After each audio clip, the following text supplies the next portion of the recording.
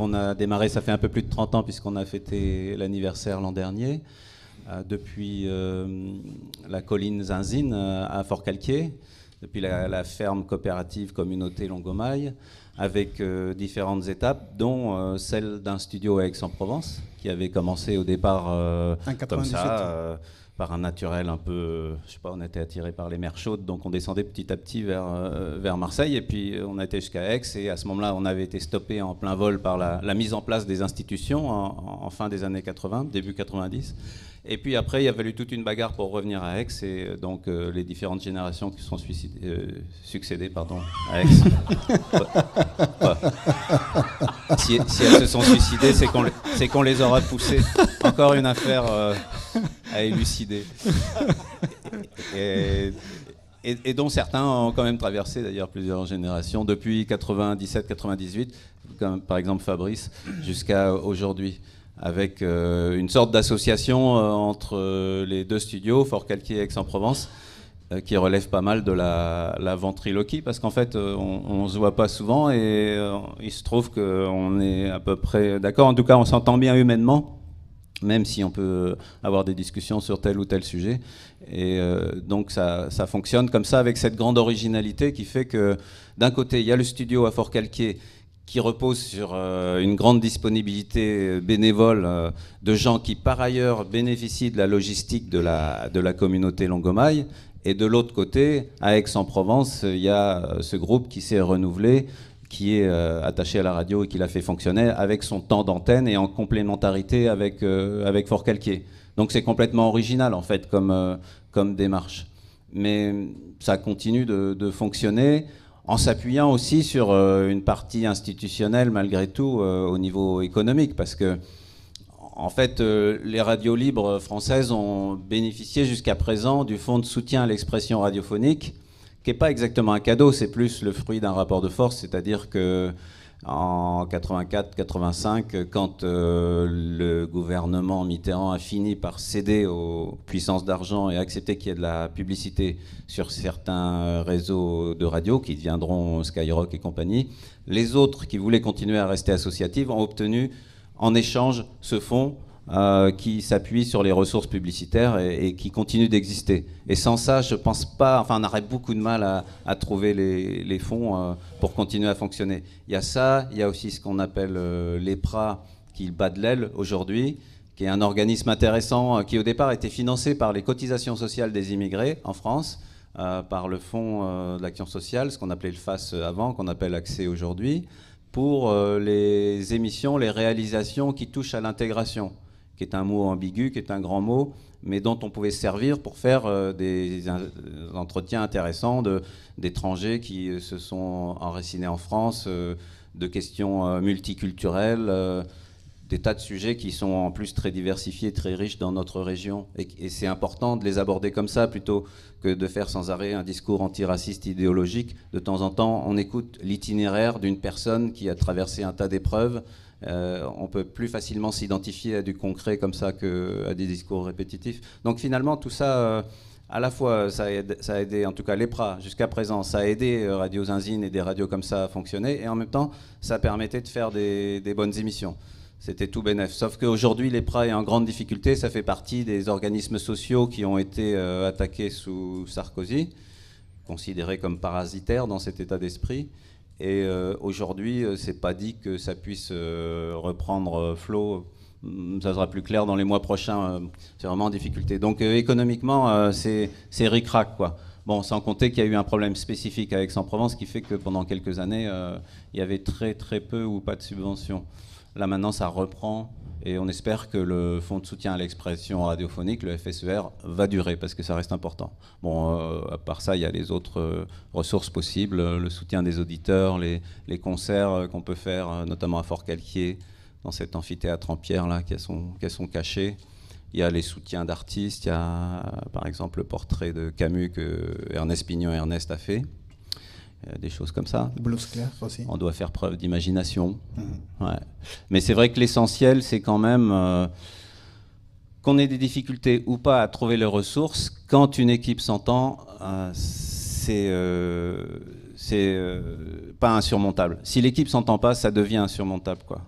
Et ça, c'est vrai que jusqu'à présent, en gros, que ce soit le groupe à Fort-Calquier, le groupe à Aix ou les relations entre les deux, en gros, ça continue d'être basé sur une relation d'amitié, de complicité et de confiance, et ça reste quand même l'essentiel. Voilà. Après, l'aspect alternatif, c'est pareil. Moi, je me retrouve dans ce que disait le copain du Ravi tout à l'heure. C'est-à-dire alternatif à quoi? C'est un mot intéressant, alternatif, parce que ça veut dire qu'on prend le contre-pied de ce qui nous gave en général, de ce qui est dominant dans l'information. Après, quand on essaie de définir plus précisément en quoi ça consiste, il y a certains sujets sur lesquels on a du mal à trouver une cohérence. Par exemple, un sujet sensible aujourd'hui, la laïcité, la relation à l'islam, ce qu'on donne comme définition à l'islamisme, ça divise toutes les familles de pensée, de l'extrême droite à l'extrême gauche, donc y compris ce qu'on appelle le milieu alternatif.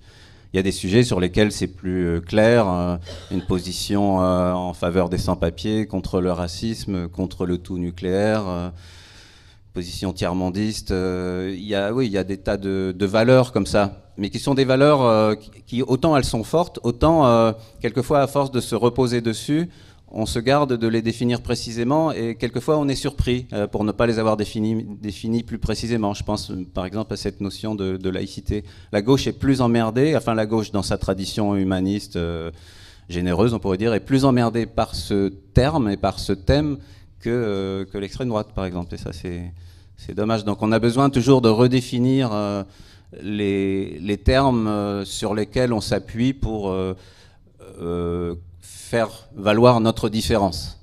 Bon, mais disons que ça, c'est un peu... c'est pas forcément ça qu'on a besoin de faire tous les jours. Après, tous les jours, il y a des sources d'indignation suffisantes pour que ça aille de soi. Et là, on peut toujours compter sur les autres, sur ceux qu'on appelle les autres, qui sont l'enfer, comme disait un auteur qui doit être cher, Jean-Paul Sartre. Et à part ça, Radio Zinzine, on est aussi devant un nouvel enjeu technologique. C'est-à-dire qu'il y a ce qu'on appelle la diffusion numérique qui arrive quoi, et qui s'est installée déjà dans beaucoup d'instruments de communication dans le monde. Et nous, dans un premier temps, on avait une position de refus, de guerre des tranchées, en disant on ne va pas se laisser imposer une nouvelle technique. La modulation de fréquence est très intéressante parce qu'elle n'est pas coûteuse et qu'elle permet de faire... elle est à la portée d'un peu tout le monde. Ça permet de faire des médias pas chers et assez efficaces, puisque la radio reste quand même quelque chose d'assez efficace.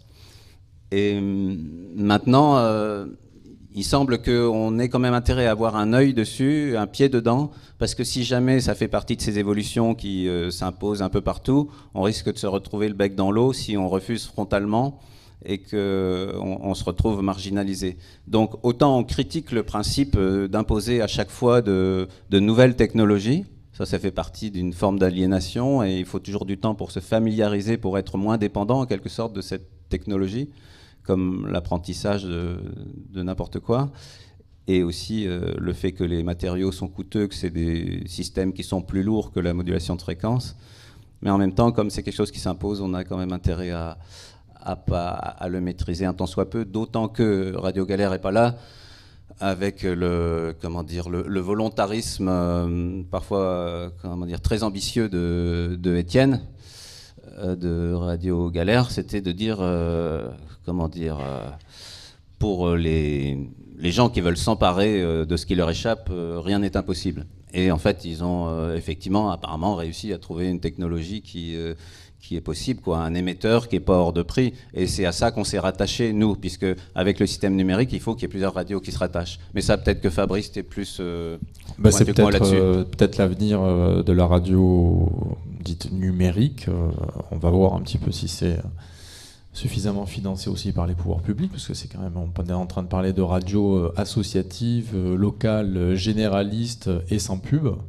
Donc ça reste quand même des médias qui ont très peu de financement.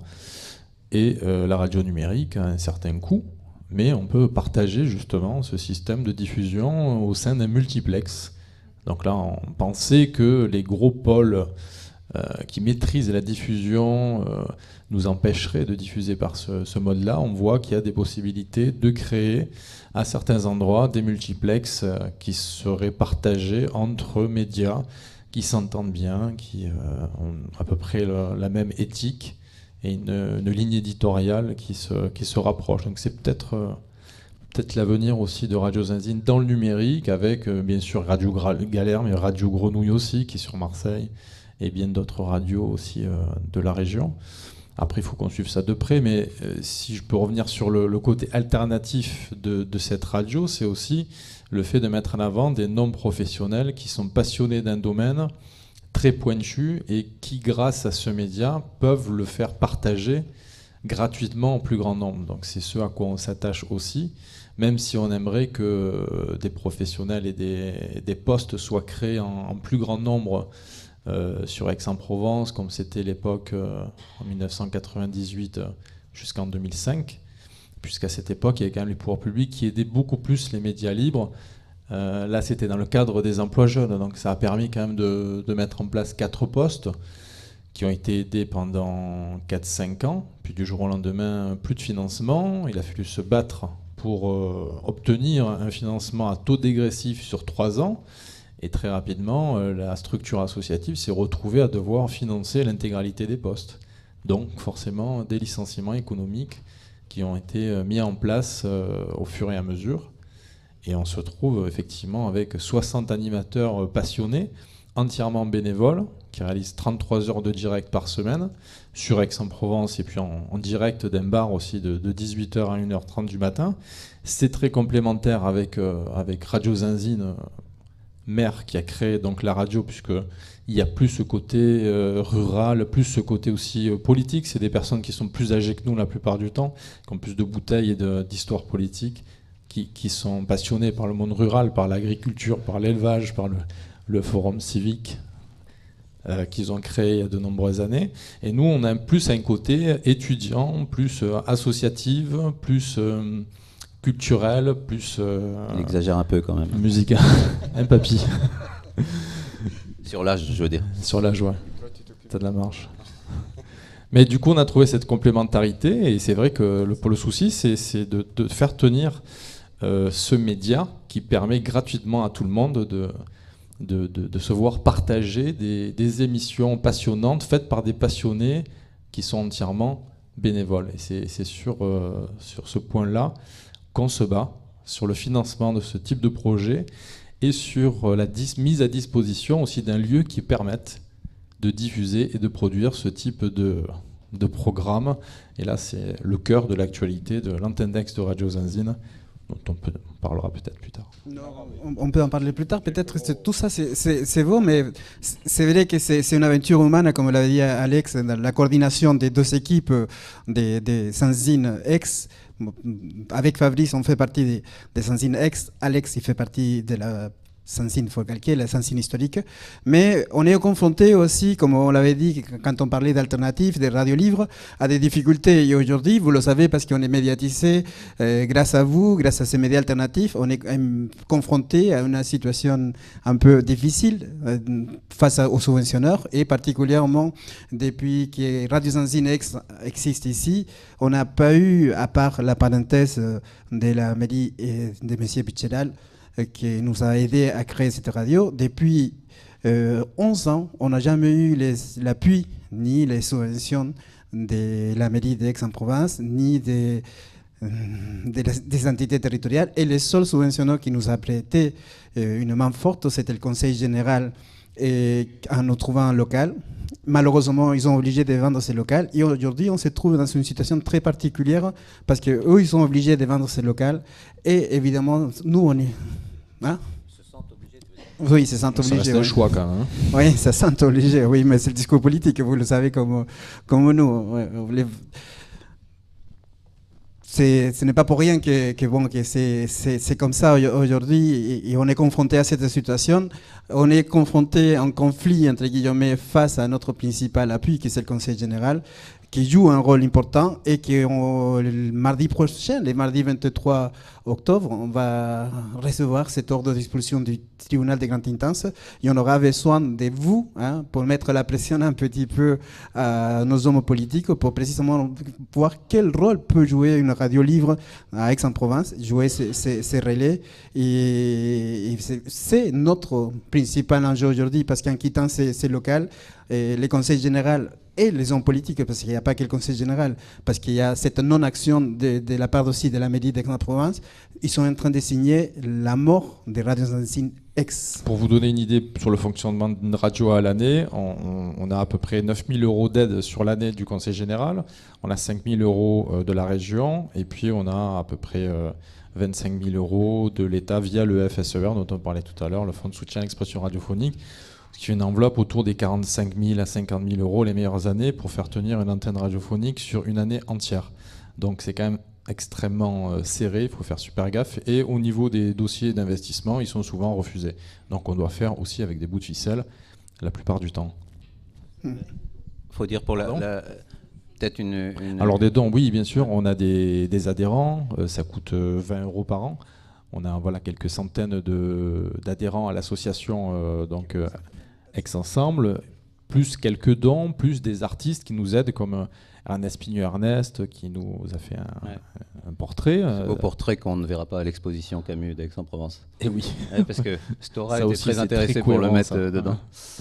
Voilà, où on a eu Bruce Clark aussi qui nous a fait une toile en couleur. On a des écrivains qui nous offrent leurs œuvres qu'on peut vendre donc, pour faire entrer un petit peu d'argent dans l'association, mais ça représente une part infime. Et tu parlais de la justice Au niveau des auditeurs, on peut-être juste préciser par rapport à Internet, le développement d'Internet, on s'est vachement appuyé là-dessus, puisqu'actuellement on a plus de 63 pays qui nous écoutent dans le monde. Et on a, d'après les chiffres de 2005, autour des 8000 foyers sur Aix-en-Provence, à savoir qu'il y a 10 fréquences FM sur la région PACA. Donc les autres, on ne les connaît pas, puisqu'on a fait le choix il y a quelques années de ne pas cotiser auprès de Médiamétrie. Mais du coup, c'est les seuls qui font des sondages sur l'audimat. Donc on ne sait pas exactement... On peut estimer une fourchette entre 20 et 30 000 selon les moments, je crois, facile, sur l'ensemble de la région. Il y a 500 000... habitants. Donc, plus, bien sûr, les nouveaux modes de diffusion sur les téléphones portables, sur les offres groupées, ADSL, téléphonie, etc. Exemple, Freebox Révolution HD, qui nous a proposé de diffuser notre streaming. Du coup, du jour au lendemain, on a potentiellement plus de 3 millions d'abonnés qui peuvent écouter Radio Zanzine dans le monde supplémentaire. Sur la justice, je voulais ajouter juste un mot parce que... Il faut dire l'heure. Ah oui. 8h30, oui. Où c'est au tribunal de grande instance, c'est le 23 octobre. Mais ici à Aix-en-Provence, au Jazz des Bouffins, le tribunal de grande instance, le TGI, c'est à partir de 8h30. Il n'y aura plus de report. On arrive à échéance. Et là, c'est un peu comme les films du Titanic. On connaît un peu la fin. Et la seule façon, le seul combat qu'on mène aujourd'hui, c'est transformer ces procès judiciaires dans un procès politique parce que jusqu'à maintenant, on a eu des conversations informelles avec le Conseil général et aussi avec la mairie d'Aix-en-Provence. On a eu une conversation formelle avec la mairie d'Aix-en-Provence, mais on n'a pas eu de réponse jusqu'à maintenant. Et là, la décision va être prise et on va être obligé de quitter les lieux. On n'aura pas un lieu pour diffuser. On n'aura pas un lieu pour produire une émission. C'est-à-dire que, de notre façon, ils sont en train de signer l'arrêt de mort de Radio Zanzine Aix. Et bon, nous, on est prêts. On est dans ce combat démocratique. Hein. On parlait des tiers-monde, les tercermondisme, comme on dit en espagnol. Mais c'est vrai que quand on regarde dans les pays du Sud la façon comme on ferme les radios, comme on censure, c'est une façon pour moi très hypocrite ici en France et des hommes politiques, soit des gauches, soit des droites, de jouer avec ces aspects-là. Et je pense que c'est un beau combat républicain citoyen qu'attend Radio Zanzine Aix. Ouais, mais bon, il faut dire aussi que c'est pas seulement je crois qu'il y a une part de nonchalance dans ce qui a été fait au niveau du Conseil général, et tout le Conseil général n'est pas unanime, puisqu'il y en a qui sont intervenus pour que au moins Zinzine ne soit pas viré du jour au lendemain sans alternative. Donc il y a des positions assez différentes au Conseil général, et si j'ai bien compris, c'est ça qui a un peu joué aussi dans la perturbation de la justice, parce que ça fait 2 fois ou 3 fois que c'est reporté, parce que le plaignant n'est pas cohérent, vu qu'il y a des membres du Conseil général qui sont pas pour ce départ, ou alors que ce départ ne se fasse pas n'importe comment. Donc finalement, on ne sait pas trop au bout du compte quelle est la motivation du Conseil général. Enfin, à l'heure actuelle, c'est toujours pas très très clair. Non, c'est pas clair. Ils ont décidé de le vendre en 2009. Je crois qu'il y a France Domaine aussi qui est derrière. Donc c'est un organisme national qui est chargé de vendre du patrimoine au niveau local avec les conseils généraux. Après, ça reste des choix sur qui se trouve dans ces locaux mis à disposition par les institutions, où on coche l'adresse ou on ne la coche pas. Donc là, ils ont coché l'adresse alors qu'on était à l'intérieur depuis 2003. C'est-à-dire de 2003 à 2009, on s'est battu pour avoir une convention d'occupation en bonne et due forme, et on a pu en avoir une seule qu'en 2010, après qu'il nous ait dit on a décidé de le vendre finalement, donc vous devez dégager au bout de 3 jours, et une convention vous est proposée, mais de moins d'1 an, précaire et non renouvelable. Et donc l'ancien bureau, sans autre solution, a dû signer cette convention. Maintenant, il s'appuie juridiquement là-dessus. Nous, ce qu'on aimerait, c'est que les discours politiques, ça devienne des actes. Quand on entend, c'est important de soutenir les associations, les médias libres et indépendants, et que derrière, on a ce type de décision, c'est complètement incohérent. Ça, c'est pour le Conseil général. Pour la mairie ou la CPA, qui ne nous a jamais financé, alors que chaque année, on monte des dossiers de subvention, et qui derrière... Certains disent que c'est vraiment très important le travail qui est fait par Radio Zinzine. Là, il y a une incohérence. Récemment, on a réussi à avoir un entretien avec la direction des services de la mairie. Donc, c'est des professionnels du patrimoine qui nous affirment qu'il y a des locaux qui vont être libres prochainement et qui pourraient nous être attribués gracieusement, comme l'a fait le Conseil général, avec bien sûr des charges, des factures d'électricité et autres. Et le dossier est remonté à l'étape politique. Et on nous a dit à cette réunion, on vous donne confirmation ou infirmation de cette information la semaine prochaine. Ça fait 1 mois qu'on attend. Oui. Non. Alors, il marche pas? Si, il marche. Vous avez compris pourquoi c'était une radio alternative, c'est-à-dire que ça fait 30 ans que moi, à peu près tous les ans, j'entends qu'il faut sauver Radio Zinzine parce qu'il y a un problème. Et chaque fois, je crois qu'il meurt, mais en fait, non. Donc on espère qu'une fois encore, grâce à nous, oui, en les soutenant, on arrivera à ce que ça survive encore. Oui. Alors, ils ont... Je reviens, André, je reviens à cette aventure humaine. Précisément, depuis 8 ans, selon les chiffres, on aurait dû déposer les vilains. Aujourd'hui, grâce à ces combats citoyens, à ces combats radiophoniques, grâce à l'appui des auditeurs, grâce à l'appui des bénévoles, on existe parce qu'on a pêché des volontarismes. On a démontré que malgré les chiffres, malgré l'austérité qu'on n'a jamais voulu appliquer à Radio Zinzine, on s'est battu grâce aux appuis du monde associatif, du monde politique, de certains hommes politiques à Aix-en-Provence, parce qu'il faut toujours le dire. On est là. Aujourd'hui, paradoxalement, économiquement, on peut respirer, mais de notre côté, c'est à niveau de l'infrastructure, dans le local, qu'on a besoin aujourd'hui. On a besoin de votre appui, entre guillemets, on fait un appel. Je reviens, c'est mon vécu latino-américain, chilien, hein, qui appelle à votre côté citoyen pour... Pas que le vécu, il y a le lyrisme aussi, non? Pour précisément mettre la pression à nos élus, demander à tous les cantonniers d'Aix-en-Provence, voir les hommes politiques de la mairie, à l'opposition d'Aix-en-Provence, pour qu'on puisse jouer et voir et mettre la pression à la CPA et à la mairie pour trouver une solution à Radio Zinzine. Alors, ils ont été très bien parce que c'est important tout ce qu'ils disent. En même temps, ils ont fait le pire en radio participative parce qu'on a pris tout le temps des questions, mais parce qu'ils ont répondu à tout avant qu'on pose les questions.